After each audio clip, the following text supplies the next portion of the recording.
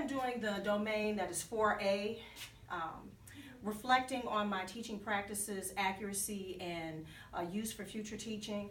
The evaluation that I was observed on a couple of weeks ago had to do with a story when you had come in and the students were engaged in workshop, and I was working with my Tier 3 group. It was on a story about pen pals, about Yenna and Lilu. Also, you saw where I had to refocus the young people. They had to do a comparison contrast on how they were alike and how they were different, pulling out details and citing them as well as underlining them due to close read strategies in the story. Then I also had to give them an extended assignment after workshop time was over, and it led them to look on their Venn diagram, and here's an example of a way that they could have compared and contrasted. We did compare and contrast out loud. I could have come to the board and wrote down specifically some of the things that they threw out, the inferences that were made, which goes along with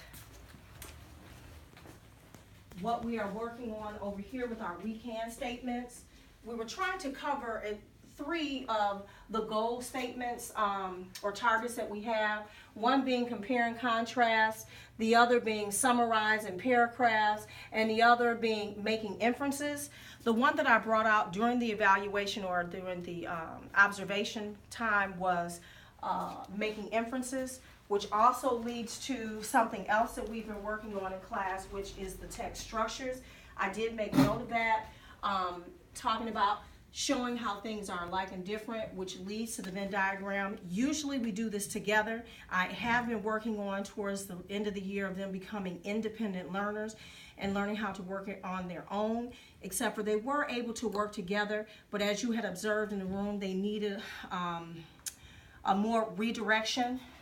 And also with the cited, which is going to lead into how I could have redirected how they were coming up with their compare and contrast using a Venn diagram, where you pull information from a text or video or some type of source, and then you cite according to the text, the author states, based on what I read, or I know this because.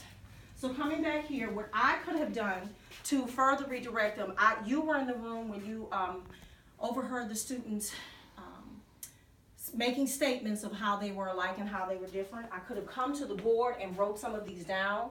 Then I could have further redirected them with that lesson to remind them. We have plenty of times where we have done it aloud or together. There were examples down here. I could have made references to these examples. I pulled 2 up here just to show you where things are highlighted. If you're writing a paragraph about how they are alike, key words to change your writing. Tyran, Darrell are alike in many ways. Topic sentence, instead of using alike all the time, the same, similar, compare. Same thing down here with contrast. Computer class and gym classes are different. One way they are not the same. Contrast. Pulling information from a Venn diagram, which we did with both of these here in class as a whole class activity, and making it into a paragraph. I could have started the students off with a topic sentence. Here are a few examples that show how Yenna and Lilu contrast with each other, and then told them to pull information from the Venn diagram that we did aloud on the board if I had redirected it that way. And then here are 3 details that display how Yenna and Lilu are similar, and then them take information from in the middle all together to redirect them as well.